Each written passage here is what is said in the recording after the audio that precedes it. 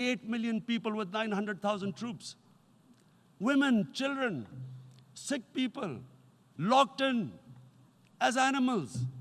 Of what I know of England, if 8 million animals were locked in, the RSPCA would have made a lot of noise about it. These are human beings. What is going to happen when the curfew is lifted will be a bloodbath. The people will come out. There are 900,000 troops there. These 900,000 troops, what are they going to do when they come out? There'll be a bloodbath. Mr. President, has anyone thought that what happens when there is a bloodbath? And we will fight. And when